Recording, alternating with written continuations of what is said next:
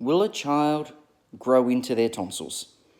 This is a recurring thing that I have where parents come in and see me, and that's the advice that they've been given. And I find it really frustrating, to be honest, that mindset is still there amongst medical professionals.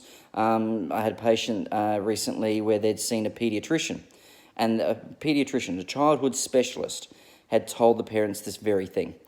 So when you get to a point of frustration, you start to get a little bit blunt and to the point, and I'm going to do just that.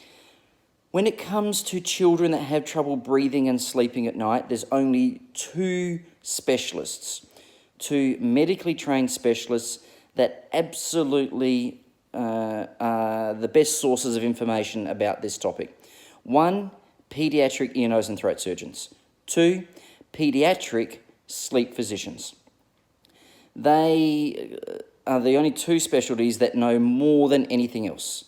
And I'm not saying this to be disparaging, I'm saying this, to be honest, because, for example, as I was saying to a patient again the other day, if you come in and ask me about diabetes, I'm going to go, well, this is what I was taught at med school, and to be honest, I really haven't upgraded my knowledge since then, because it's not what I do.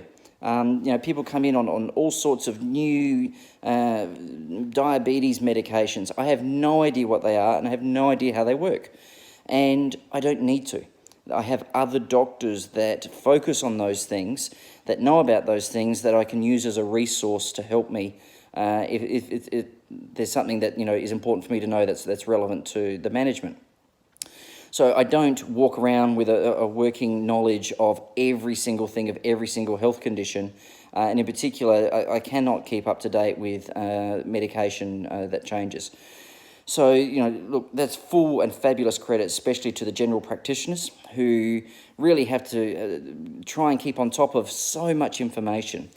But the reality is that some of the information that you work off of is basically what you were given to start with. And sometimes it's reinforced as well, because, if you start to, hear from paediatricians, oh, don't worry, they'll outgrow it, we go, oh, okay, that's still the case. That's where I want things to change. And I think it's important to know where reliable information has to be sought sometimes. So why is it then that children don't outgrow the problem? The reason that belief is out there is because some children will outgrow it in terms of looking at things like snoring. So if they're snoring or they're stopping breathing at night or mouth breathing, if you give kids enough time, it'll go away, and then people go, oh, well, they outgrew the problem. The problem is that if you look at that group of children that were managed in that particular way and look at what their lifelong outcomes are, first of all, they have a much higher rate of having cardiovascular disease, and that can be things like high blood pressure, for example.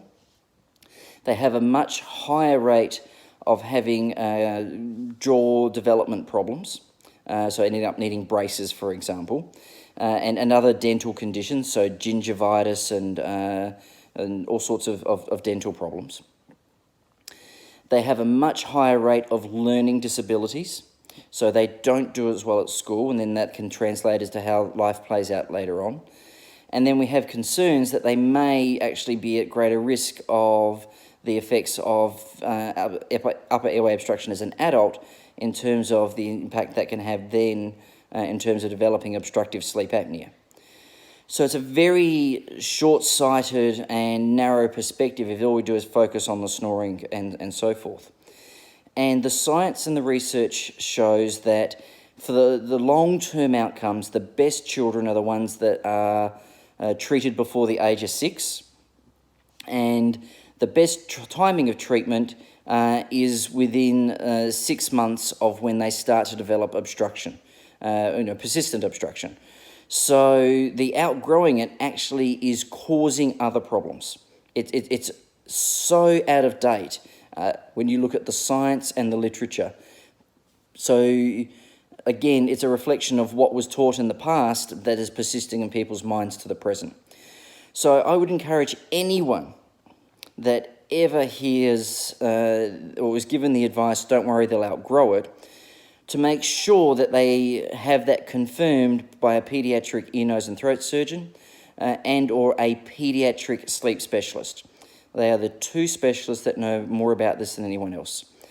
So certainly, from my observations and so forth, the chances of a child outgrowing the problem is not zero. It can happen. It is possible. But the consequences of taking that chance means potentially lifelong issues. And I just don't think that's fair to the child. So I would hopefully slowly but surely change the world for the better.